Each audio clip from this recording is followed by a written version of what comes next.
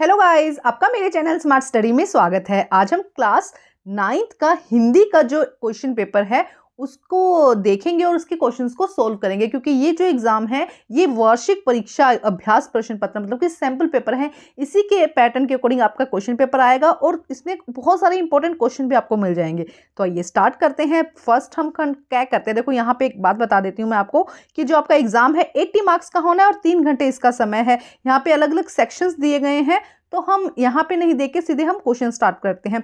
तो खंड ए, हम कै की बात करते हैं। खंड कै के अंदर एक अपठित गद्यांश है जो कि 10 मार्क्स का है, जिसके अंदर 5 क्वेश्चंस पूछे गए हैं। यहाँ पे खंड कै के अंदर तो देखो फर्स्ट में 5 क्वेश्चन पूछे गए हैं, इसी तरह से सेकंड दिया गया है जिसके अंदर भी 5 क्वेश्चन पूछे गए हैं। तो हम फटाफट एक रीडिंग करते हैं, उसके बाद क्वेश्चंस को सोल्व करेंगे। कोरोना महामारी की पिछली लहरों के दौरान विश्व समुदाय अभिवादन के लिए नमस्ते करना नजर आ रहा था। योग और आयुर्वेद की लोकप्रियता विश्व भर में बढ़ती जा रही है, सब में भारत निहित था। यह भारत की सॉफ्ट पावर के कुछ सबसे स्पष्ट उदाहरण है। भारत विश्व का एक ऐसा अनूठा देश है जिसकी सॉफ्ट पावर भारत की सभ्यगत विरासत और संस्कृति कौशल पर आधारित है। सॉफ्ट भारत के लिहाज में शक्तिशाली तो कई देश है, लेकिन उनमें से अधिकांश अपनी संस्कृति को पश्चिमीकृत करके या मिलता जुलता दिखाकर मित्रता गांठने का प्रयास करते नजर आ रहे हैं। इसके विपरीत भारत संस्कृति एकता और उसी से भरपूर विविधता वाला देश है।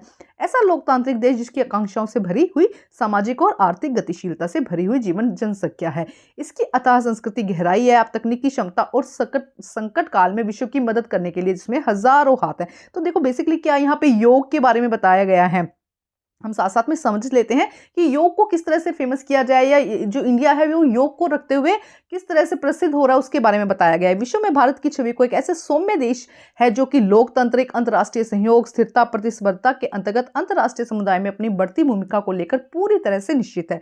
जो विश्व के संकट को विश्व का साझा संकट मानते हैं, जो सैन्य शक्ति है लेकिन स्वभाव से आक्रामक नहीं है, जिसकी बढ़ती सैन्य शक्ति को निकट और तमाम दूर देशों द्वारा खतरे के रूप में नहीं देखा जा सकता है, जो अपनी शाश्वतियों द्वारा पुरानी सभ्यता और आधुनिक विकास की कहानी के कारण आज भी दुनिया के सभी क्षेत्रों के लिए कौतुक और रुचि पैदा करता है।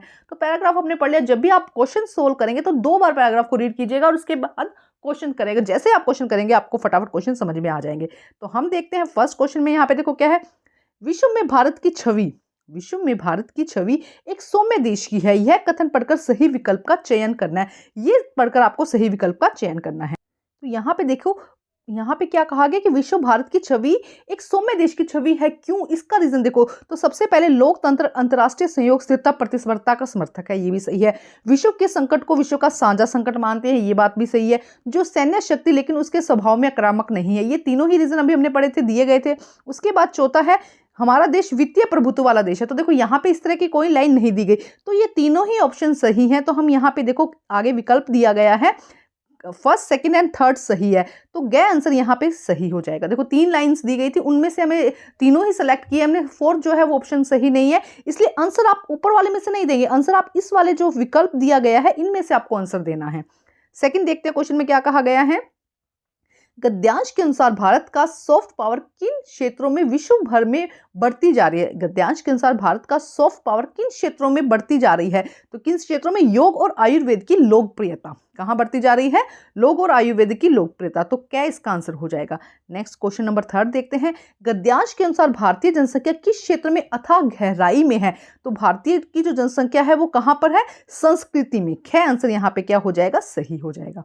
क्वेश्चन नंबर 4 देखिए, लेखक के अनुसार पुरानी सभ्यता और आधुनिक विकास की कहानी के कारण आज भी भारत में दुनिया के सभी क्षेत्रों के लिए क्या पैदा करता है, तो क्योंकि इसकी संस्कृति क्या प्रति लोगों में रुचि पैदा करती है, तो क्या आ जाएगा, कौतुक और रुचि। एकदम साफ साफ आपके पैराग्राफ में दिया गया है, क्या आंसर यहाँ पे सही हो जाएगा। क्वेश्चन नंबर 5 देखिए, कथन और कारण को पढ़कर उपयुक्त विकल्प चुनिए। देखो क्या है, योग और आयुर्वेद की लोकप्रियता विश्व भर में बढ़ती जा रही है, यह है कथन और इसका कारण है। योग और आयुर्वेद से मनुष्य स्वस्थ और प्रसन्नचित रहता है। देखो इसके अंदर किस तरह से करते हैं, आप क्योंकि लगा दीजिए।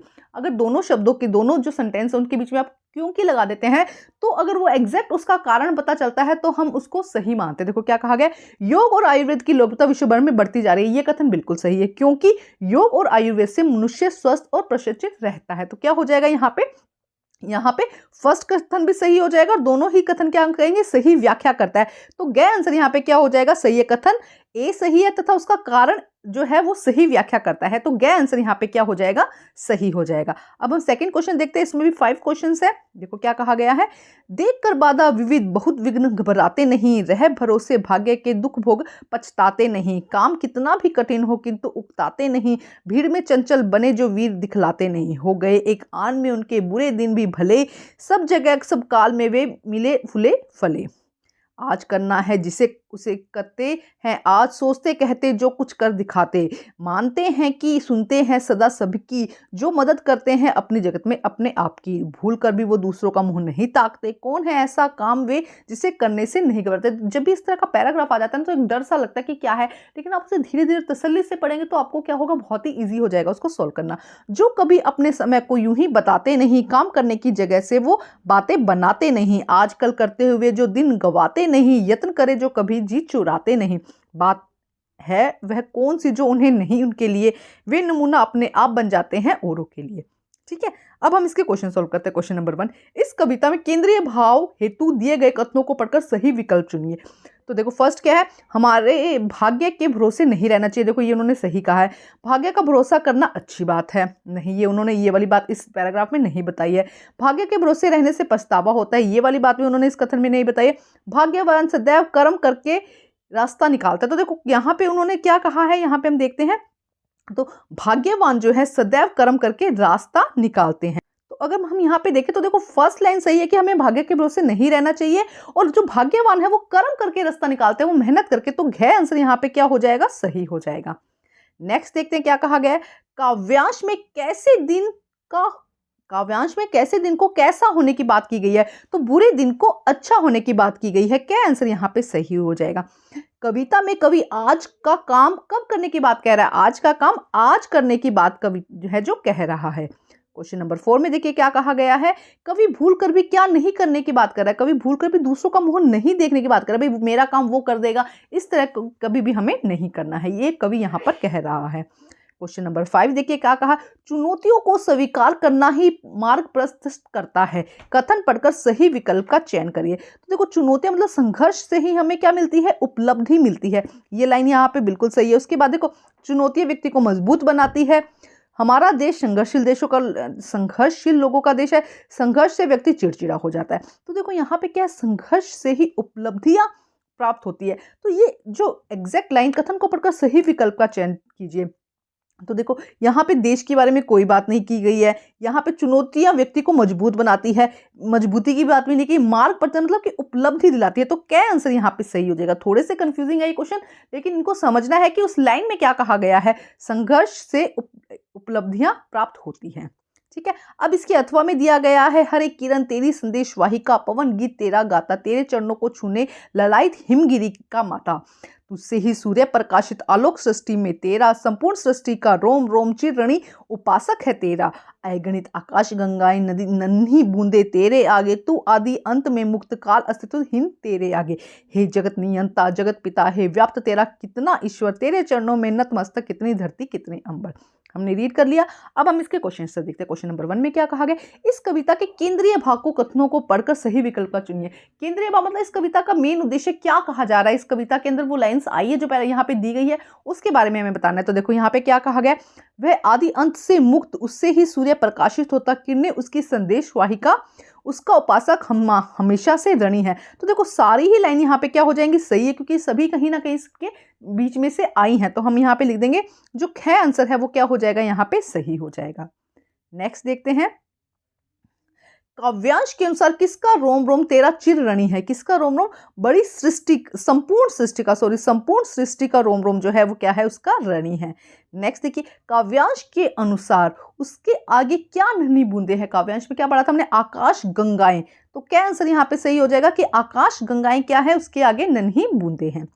क्वेश्चन नंबर 4 देखिए क्या कहा गया है, काव्यांश के अनुसार उसके चरणों को छूने कौन ललायित रहता है, काव्यांश के अनुसार कहा गया कि उसको छूने के लिए कौन ललायित रहता है। तो यहाँ पे आंसर आ जाएगा कि जो हिमगिरी है, हिमगिरी क्या कर रही है, उसको छूने के लिए क्या रहती है, तैयार रहती है। तो क्या हो जाएगा इसका आंसर, हिमगिरी है आंसर इसका, यहाँ पे क्या हो जाएगा, सही हो जाएगा। नेक्स्ट क्वेश्चन नंबर 5 देखिए क्या कहा गया है, हर किरण संदेश वाहिका, पवन उसके गीत गाता, कथन पढ़कर सही का विकल्प कीजिए। तो कथन पढ़कर क्या कह रहे हैं कि वह सर्वशक्तिमान है, वह सृष्टि का कर्ता धर्ता भरता है, वह भाईचारे का पालन नहीं करता है, प्रकृति भी उसकी वंदना करती है। तो देखो हर किरण संदेश वाहिका पवन उसके गीत गाता है। तो देखो वैसे अगर इसमें सीधा देखा जाए तो प्रकृति उसकी वंदना करती है, यहाँ पे होना चाहिए था, लेकिन ये ऑप्शन नहीं है। तो हम यहाँ पे लिखेंगे फर्स्ट, सेकंड एंड थर्ड, मतलब कि घ आंसर यहाँ पे क्या हो जाएगा, सही हो जाएगा, फर्स्ट, सेकंड एंड फोर्थ, क्योंकि ये भाईचारे का पालन करता है, ये लाइन सही नहीं है, बाकी तीनों लाइनें यहाँ पे सही है। तो हम फर्स्ट, सेकंड एंड फोर्थ का आंसर क्लिक कर देंगे। अब है इसका सेकंड जो व्याकरण है उससे रिलेटेड है, तो आइए देखते हैं। बहुत ही इजी व्याकरण है। यहाँ पे 16 मार्क्स का आपका खंड ख है, जिसके अंदर 4-4 नंबर के क्वेश्चन दिए गए हैं। तो फर्स्ट देखिए क्या है, प्रस्थान शब्द में उपसर्ग है। तो प्रस्थान में देखो प्र प्लस स्थान, तो क्या बन गया, ये मूल शब्द होता है, ये उपसर्ग होता है। उपसर्ग किसे कहते हैं, जो मूल शब्द से पहले लगता है, और जो मूल शब्द के बाद लगता है उसे हम प्रत्यय कहते हैं। ठीक है, उसके बाद सेकंड देखो क्या कहा गया, अधि उपसर्ग का शब्द है। तो अधि उपसर्ग का शब्द हो जाएगा, यहाँ पे अधिगम दिया गया है, तो अधिगम क्या हो जाएगा, उपसर्ग। तो क्या आंसर यहाँ पे सही हो जाएगा। थर्ड देखो सजावट में प्रयुक्त प्रत्यय है, तो सजावट में हो जाएगा देखो आवट। आवट क्या है, एक प्रत्यय है, तो सज प्लस आवट क्या बन जाएगा, सजावट। नेक्स्ट देखिए क्वेश्चन नंबर 4, यहाँ पे अच्छे से एक्सप्लेन किए गए हैं। आगे के जो क्वेश्चंस हैं जो बहुत अच्छे से एक्सप्लेन किए गए हैं, आपको कोई अलंकार या वहाँ पे कोई कंफ्यूजन नहीं होने वाली है। आपको मेरे चैनल पर सभी सब्जेक्ट के सैंपल पेपर मिल जाएंगे, आप वहाँ से देखिए और उनको अच्छे से एक्सप्लेनेशन के साथ में है, जिससे कि आपको पेपर करना थोड़ा आसान हो जाए और समझ में भी आ जाए। क्वेश्चन नंबर नेक्स्ट देखिए, निम्नलिखित वाक्य में प्रत्यय और मूल शब्द में सही विकल्प चुनिए। तो आपको क्या करना है, यहाँ पे सही, यहाँ पे कुछ दिए गए हैं उनमें सही हमको देखना है। तो देखो पहले देखो प्रकाशित, ये सही है। उसके बाद भावुकता, ये भी सही है। मानवीय, देखो इससे क्या बन जाएगा, मानवीय, इस तरह से मानवीय बन जाएगा। यहाँ पे हम देखें प्रकाशित हो जाएगा, और उसके भावुकता, ये तीनों सही आएंगे। लेकिन शासकीय ये सही नहीं है। तो यहाँ पे हम देखते हैं कौन सा ऑप्शन जिसमें सेकंड नहीं हो। तो घ आंसर यहाँ पे क्या हो जाएगा, फर्स्ट, थर्ड एंड फोर्थ सही है। तो घ आंसर यहाँ पे क्या हो जाएगा, सही हो जाएगा। नेक्स्ट देखते हैं क्वेश्चन नंबर 5। अब क्वेश्चन नंबर 5 में क्या कहा गया है, फर्स्ट एंड सेकंड को सुनिश्चित कीजिए और सही विकल्प चुनिए। तो यहाँ पे फर्स्ट में हमें दिया गया है, उसके बाद में हमें उनको अलग अलग करके दिया गया है वो शब्द, जैसे कि अनुमान। तो यहाँ पे देखो अनुमान, हम यहाँ से करते हैं, ये हो जाएगा अनुमान। ठीक है, उसके बाद प्रभाव, तो ये हो जाएगा प्रभाव, और स्वदेश, स्व प्लस देश, ये हो जाएगा। तो यहाँ पे हम ऑप्शन देखते हैं कि फर्स्ट में थर्ड कहाँ पर है। तो देखो फर्स्ट के अंदर थर्ड, यहाँ पे ये जो फर्स्ट ऑप्शन है इसका मैंने भी आपको मैच करके दिखाया था। तो देखो यहाँ पे थर्ड, फिर फर्स्ट एंड सेकंड, ये आंसर यहाँ पे क्या हो जाएगा, सही हो जाएगा। एक सेकंड हम चेक करें। ठीक है, बिल्कुल घ आंसर यहाँ पे क्या हो जाएगा, सही हो जाएगा। अब हम यहाँ पे फोर्थ क्वेश्चन करते हैं, जिसके अंदर 4 क्वेश्चन, 5 बहुविकल्पी प्रश्नों में से 4 प्रश्न आपको करने हैं। 5 दिए गए हैं जिसमें से 4 करने हैं, मैं आपको 5 ही करवा दूंगी। तो देखो क्या कहा गया है, फर्स्ट हम देखते हैं, यहाँ पे मैचिंग करनी है। तो देखो कॉलम ए और बी के साथ में, तो यहाँ पे भी देखो, यहाँ पर हमें समास दिया गया है कौन सा, देखो महात्मा। महात्मा में कर्मधारय समास है, महात्मा में कैसा समास है, कर्मधारय। माता पिता, माता देखो यहाँ पे आपको समझा देती हूँ। माता पिता, देखो माता पिता में क्या है कि दोनों, जब भी किसी के बीच में इस तरह की लाइन आई या तथा आ जाए, माता और पिता इस तरह से आ जाए, तो देखो एक द्वंद्व हो रहा है ना। द्वंद्व का मतलब है कंफ्यूजन, माता या पिता, या इस तरह से दिन और रात, है ना, दिन रात आ जाए, तो ऐसे क्या होते हैं, द्वंद्व समास। द्वंद्व का मतलब कि कंफ्यूजन, तो इससे आपको याद रहेगा। तो माता और पिता में यहाँ पे द्वंद्व आ जाएगा। और चतुर्भुज, जहाँ पे संख्या आ जाती है, जैसे चतुर्भुज, 4 भुज जिसके ना, तो वो होता है द्विगु समास। देखो द्वि से 2 बना, शॉर्ट ट्रिक बताती हूँ, चतुर्भुज 4 से क्या बना, संख्या बनी, और द्वि से 2 संख्या बनी, तो ये हो जाएगा सेम समास। और जहां पे कंफ्यूजन आए उसे द्वंद्व कहेंगे। द्वंद्व मतलब जिसके माता पिता सेम सेम से और दोनों एक दूसरे के या तो अपोजिट हो सकते हैं या उनका लिंक चेंज हो सकता है। ठीक है, तो यहाँ पे अगर हम बात करते हैं फोर्थ क्वेश्चन के फर्स्ट में, तो ख आंसर यहाँ पे सही हो जाएगा। फर्स्ट में क्या है, कर्मधारय, उसके बाद में है द्वंद्व समास, और चतुर्भुज में क्या है, द्विगु समास। उसके बाद देखो क्या है, लंबोदर समस्त पद का सही विग्रह क्या होगा। लंबोदर का सही क्या होगा, लंबा है उधर जिसका, यहाँ पे जिसका नहीं लिखा गया। तो ये क्या होता है, जब भी लंबोदर इस तरह से होता है, जब भी इस तरह का होता है, वो क्या समास होता है, वो बहुव्रीहि समास होता है। तो ख आंसर यहाँ पे सही हो जाएगा।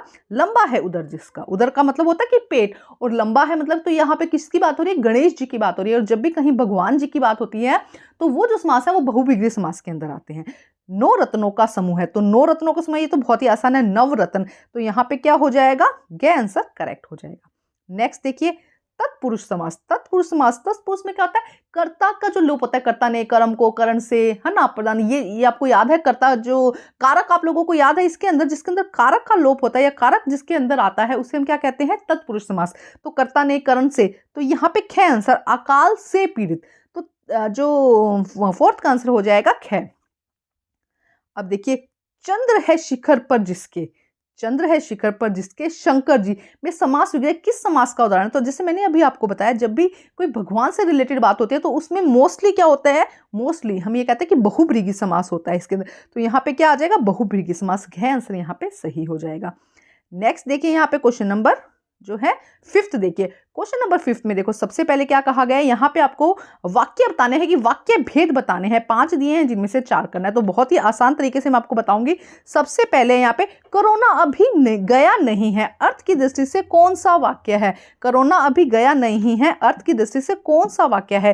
तो यहाँ पे देखो, जब भी नहीं आ जाता है किसी सेंटेंस में तो वो निषेधवाचक, नहीं से निषेधवाचक। तो ख आंसर यहाँ पे क्या हो जाएगा, सही हो जाएगा। सेकंड, भारत विविधता में एकता वाला देश है, अर्थ की दृष्टि से वाक्य कैसा होगा? तो देखो, जब भी कोई एक स्टेटमेंट दी जाती है, कोई एक सीधी सी बात बताई जाती है, तो हम कहते हैं ना विधानवाचक, उसको क्या कहेंगे, विधानवाचक। मतलब एक स्टेटमेंट बोली गई है, एक सीधी सी लाइन बोली गई है, तो उसे क्या कहेंगे, विधानवाचक। क्या आंसर यहाँ पे क्या हो जाएगा, सही हो जाएगा। तो विधानवाचक वो हो जाएगा जिसमें क्या होता है, एक स्टेटमेंट दी गई, एक सीधी सी लाइन दी गई हो, जो मतलब पावरफुल लाइन दी गई, उसे हम विधानवाचक कहते हैं। नेक्स्ट देखो क्या कहा गया, प्रश्नवाचक। तो ये आप लोगों को सबको ही पता होगा, यहाँ पे सिर्फ एक ही प्रश्नवाचक, लास्ट में उसके प्रश्नवाचक जरूर होगा। तो सीधा सा देखिए प्रश्नवाचक कौन सा है, तो नैमिषारण्य किस राज्य में है, ये इसका आंसर हो जाएगा। उसके बाद नेक्स्ट क्या है, मैं लिखता हूं वाक्य का प्रश्नवाचक सही रूपांतरण। वही बात है, सीधा सा क्वेश्चन है, क्या मैं लिखता हूं, यहाँ पे एक ही दिया गया, तो ये आंसर, गया आंसर यहाँ पे इसका सही हो जाएगा। बहुत ही आसान है, ज्यादा मुश्किल नहीं है, बस प्रैक्टिस करिए। हिंदी ऐसा सब्जेक्ट है जिसमें बहुत अच्छे से आप नंबर ला सकते हैं।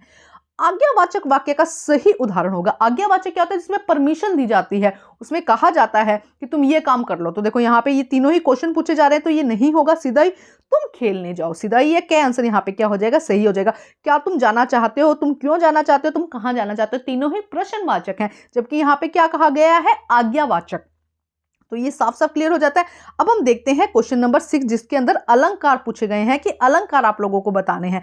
अलंकार की जब बात करते हैं तो अलंकार हम यहाँ पे समझेंगे कि क्या क्या होता है। तो सबसे पहले कहा गया है कि रूपक अलंकार।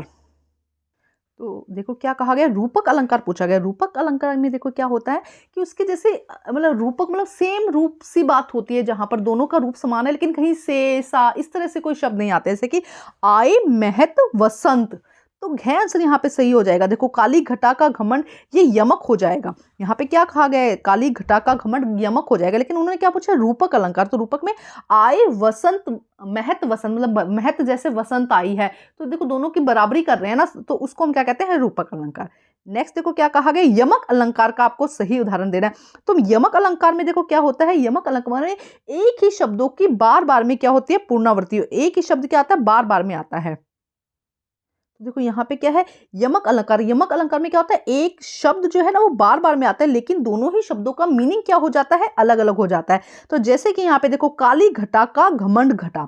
तो काली घटा, पहले यहाँ पे बादलों की जो घटा होती है उसके बारे में कहा गया है, और घमंड घटा मतलब कि उसका जो घमंड है कम हो गया, यहाँ से हो गया। तो दोनों ही शब्द घटा घटा आए हैं, लेकिन उनका अर्थ अलग है, तो ये यमक अलंकार इसको कहते हैं। उसके बाद है उपमा अलंकार। उपमा अलंकार में दो की तुलना की जाती है, ध्यान रखेंगे, उपमा अलंकार में क्या की जाती है, दो की तुलना की जाती है। तो यहाँ पे देखो मसक समान, यहाँ पे देखते हैं,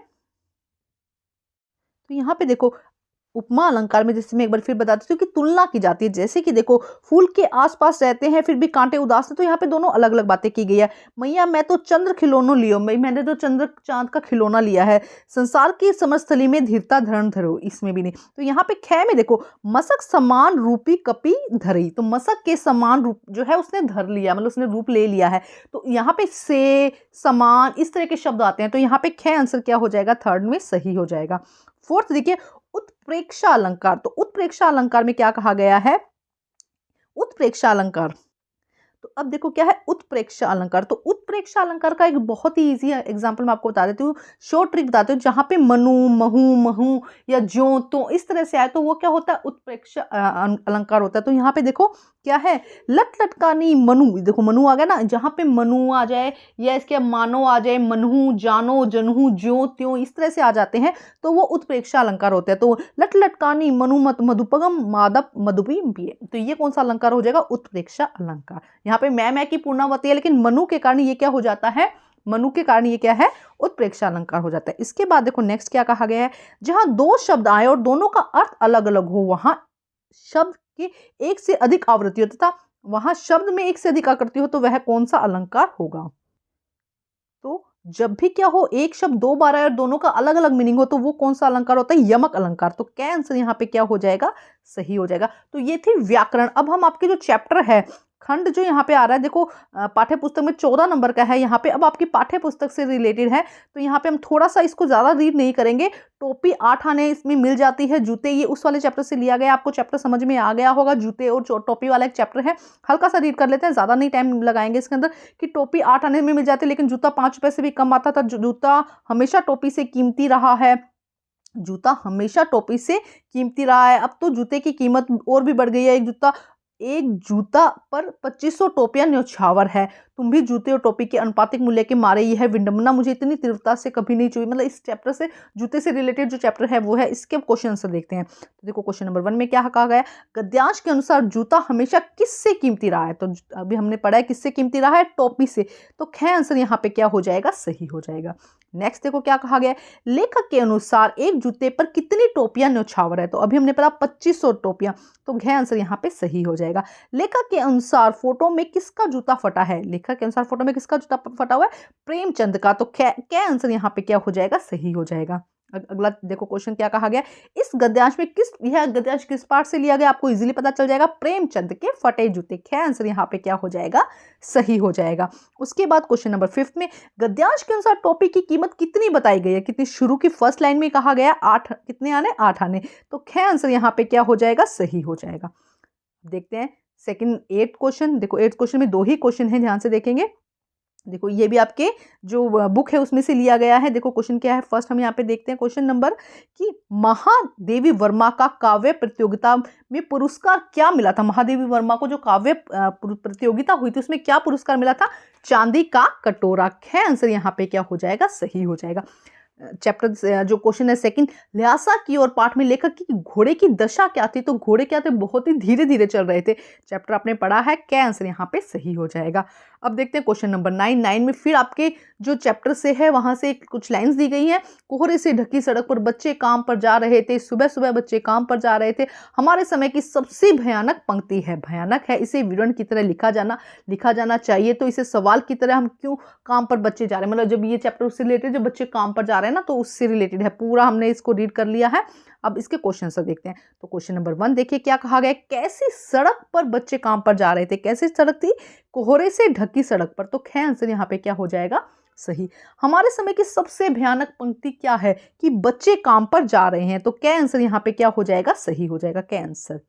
नेक्स्ट देखिए थर्ड में, काव्यांश के अनुसार रंग बिरंगी किताबों को किसने खा लिया है, दीमकों ने। क्योंकि बच्चे तो पढ़ नहीं रहे हैं तो किसने खा लिया है, दीमकों ने खा लिया है।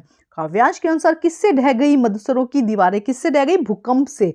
तो यहाँ पे कौन सा आंसर सही हो जाएगा, ग आंसर यहाँ पे क्या हो जाएगा, सही हो जाएगा। नेक्स्ट देखो क्या है क्वेश्चन नंबर 5, इस पद्यांश के रचयिता कौन है। तो इसके कवि हैं राजेश जोशी। ग आंसर यहाँ पे क्या हो जाएगा, सही हो जाएगा। अब देखते हैं क्वेश्चन नंबर 10। देखो क्वेश्चन नंबर 10 में विकल्पी क्वेश्चन है। क्या कहा गया है, आपको कैदी और कोकिला, इसका फर्स्ट, कैदी और कोकिला में कविता में गहना किसको कहा गया। तो कैदी और कोकिला में हथकड़ियों को क्या कहा गया है, गहना कहा गया है। तो क्या आंसर यहाँ पे सही हो जाएगा। अब सेकंड देखिए, ग्राम श्री कविता के रचयिता का नाम बताइए। तो ग्राम श्री जो कविता है उसके रचयिता हैं, तो इसके कविता है कविता के रचयिता है सुमित्रा नंदन पत। ख आंसर यहाँ पे सही हो जाएगा। अब इसके आगे के क्वेश्चन हम देखते हैं, इसके लिए एक नेक्स्ट वीडियो बना देंगे, लेकिन एक बार आप क्वेश्चंस पे नजर लगा लीजिए। और नेक्स्ट वीडियो अब बहुत ही जल्द आप लोगों के लिए अपलोड कर दिया जाएगा, जिसमें सारे जो सेकंड खंड है उसके सारे के सारे क्वेश्चन आपको इजीली मिल जाएंगे। Thank you guys.